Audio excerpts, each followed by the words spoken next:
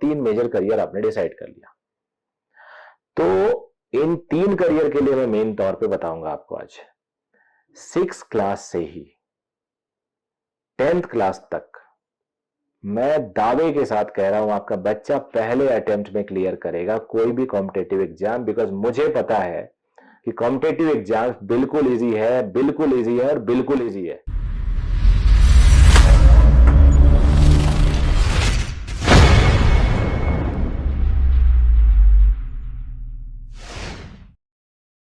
मैंने सोचा एक छोटा सा वीडियो बनाया जाए पेरेंटिंग के ऊपर।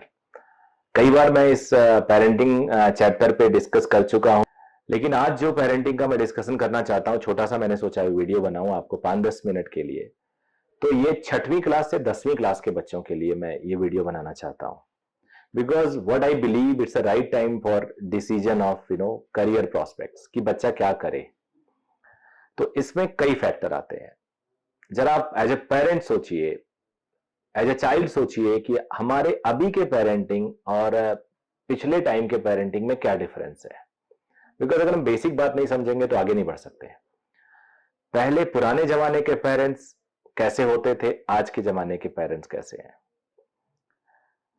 एज ए चाइल्ड आप ये कह सकते हैं कि रिस्पेक्ट हम लोग बहुत करते थे, अभी के बच्चे भी कर रहे हैं, इसमें कोई खास डिफरेंस नहीं है।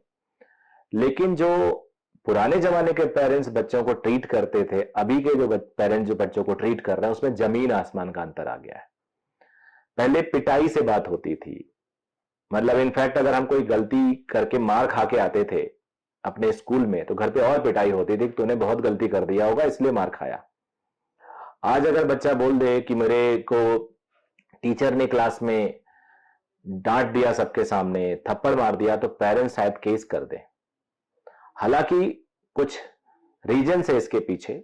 मेजर रीजन तो ये सबके एक एक 2-2 बच्चे हैं, सब बड़ा पैम्पर्ड बच्चे हैं। दूसरा रीजन है कि बच्चे आज के टाइम में थोड़ा ज्यादा इमोशनल हैं। तो इमोशनल है बच्चे, सेंसिटिव बच्चे हैं, थोड़ा कम एक्सपोज्ड बच्चे हैं। पहले के टाइम में रफ एंड टफ होते थे।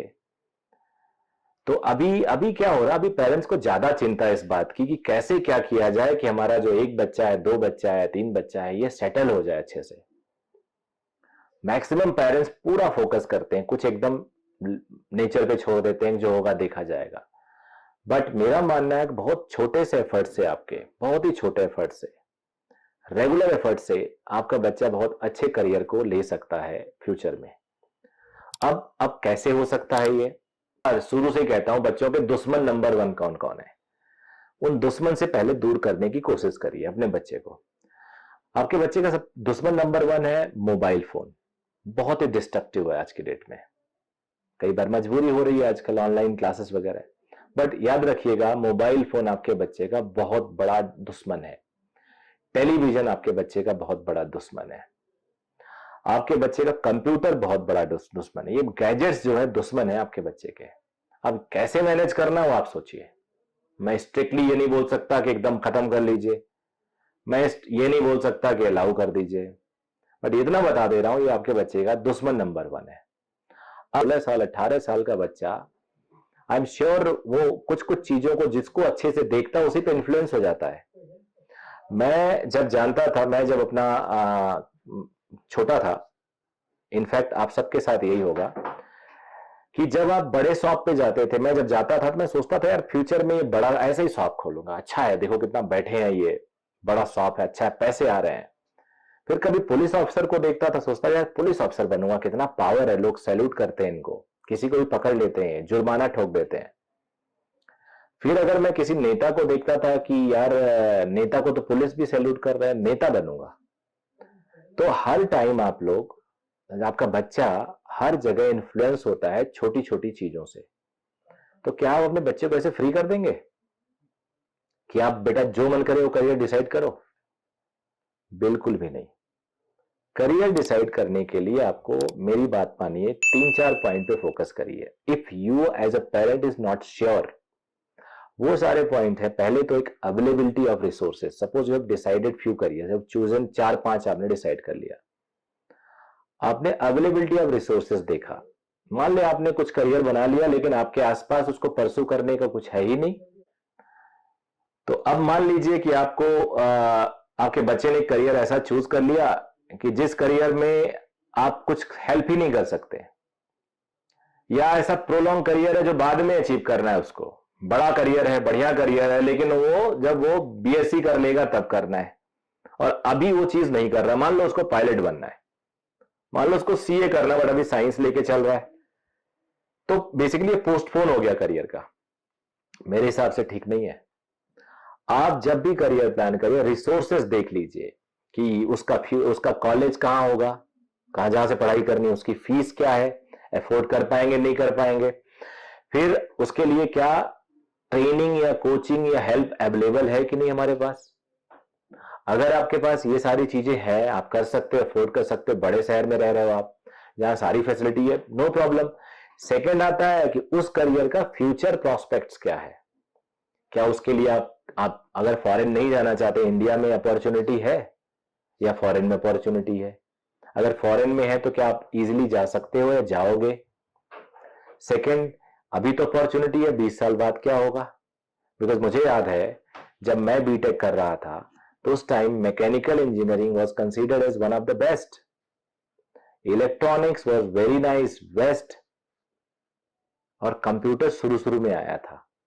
अब देखिए मैकेनिकल काफी नीचे हो गया, सारी चीजें कंप्यूटराइज हो रही हैं। तो आपको ये चुनना होगा कि जो आप करियर चूज कर रहे हो, क्या वो करियर आगे आने वाले टाइम में, अगले 20 साल 30 साल में इतना ही ल्यूक्रेटिव होगा जो अभी है। तो एक तो आपको फ्यूचर प्रोस्पेक्ट्स देखना होगा, फिर आपको देखना होगा कि मान लीजिए जब पेरेंट मैंने डिसाइड कर लिया बट मेरे बच्चे का बिल्कुल इंटरेस्ट नहीं है। इंटरेस्ट अगर ना भी हो तो हम थोड़ा बहुत जनरेट कर सकते हैं, बट क्या उसका एप्टीट्यूड है।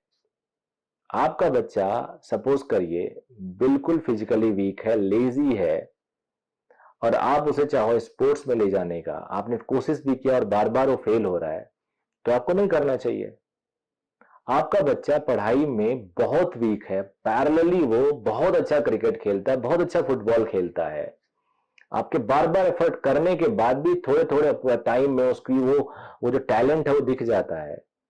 तो आपको सोचना होगा कि आपके बच्चे का इंटरेस्ट क्या है, तो यहां पे इंटरेस्ट का रोल आ जाता है। फिर उसके बाद आप, अगर मान लीजिए मैं अभी एकेडमिक की बात कर रहा हूं, आपने अपने बच्चे के लिए कुछ करियर डिसाइड कर लिया, सपोज करो 3-4 ऑप्शन आपने डिसाइड कर लिया, और या कुछ नहीं किया, even you have just planned in a career in academic. Academic में भी आईआईटी कराना है, आपको बच्चे को भेजना है, बीटेक, आपको एमबीबीएस कराना है, या सिविल सर्विसेज में भेजना है आपके बच्चे को। मान लीजिए 3 मेजर करियर आपने डिसाइड कर लिया, तो इन 3 करियर के लिए मैं मेन तौर पे बताऊंगा आपको आज 6 क्लास से ही 10th क्लास तक मैं दावे के साथ कह रहा हूं आपका बच्चा पहले अटेम्प्ट में क्लियर करेगा कोई भी कॉम्पिटेटिव एग्जाम। बिकॉज मुझे पता है कि कॉम्पिटेटिव एग्जाम बिल्कुल इजी है, बिल्कुल इजी है और बिल्कुल इजी है। 6 क्लास का मैथ, 6 क्लास की साइंस, 6 क्लास की हिस्ट्री, एसएसटी जो होता है, ज्योग्राफी, 6 क्लास का बिल्कुल कॉन्फिडेंस के साथ रटवा दीजिए अलग से। फिर 7th क्लास, फिर 8th क्लास, फिर 9th, फिर 10th, फिर चैन से सो जाइए, आपका बच्चा पहले अटेम्प्ट में हर कंपटीशन निकालेगा। I have gone through the syllabus of 6, 7, 8, 9, 10th। I have gone through the syllabus of ICSE board, CBSE board, state board of these classes. Believe me, these are excellent. In fact, इसी पे पूरा का पूरा focus 11th 12th में किया जाता है और हायर क्लासेस में। आप ये भी याद रखिएगा कि इस टाइम जो 6 से 10 तक का टाइम होता है, बच्चा रट के एग्जाम देता है, जैसे पानी पिया और कुल्ला कर दिया ले जाके, रिटेन नहीं करता। उसका पूरा फोकस रहता है how to get a score in school, और स्कूल का पूरा फोकस रहता है कि जैसे तैसे बच्चे को याद करवा दे, रटवा दे। यहीं पे आपका रोल आ जाता है, यहीं पे आप उस बच्चे को कॉन्सेप्चुअल बिल्ड, उनको इनपुट दीजिए। कॉन्फिडेंस उनका बिल्डअप तभी होगा जब आपका बच्चा क्वेश्चन को मल्टीपल मेथड से सॉल्व करेगा, मल्टीपल तरीके से सोचेगा, फंडामेंटल क्वेश्चन के फंडामेंटल में जाएगा। ये आपको करना पड़ेगा। और इन सब के लिए कभी भी ये मत सोचिए कि आपने 10 ट्यूशन कर दिए, ये कोचिंग करवा दिया, वो करवा दिया और आपका बच्चा आगे बढ़ेगा। बिलीव मी, कम से कम डिपेंडेंट बनाइए अपने बच्चे को। कम से कम, मैं कोचिंग चला रहा हूं फिर भी बता रहा हूं, अपने बच्चे को कम से कम डिपेंडेंट बनाइए। जब वो खुद सर्च करेगा सोल्यूशन ऑफ ए प्रॉब्लम, तो उसका ब्रेन ज्यादा वर्क करेगा और वो अच्छा आउटपुट देगा आपको।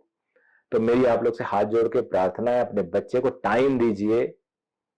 आप अपने करियर के चक्कर में अगर ज्यादा पढ़ेंगे तो आपके बच्चे का करियर उतना बढ़िया नहीं हो पाएगा, कंप्रोमाइज करना पड़ेगा थोड़ा बहुत।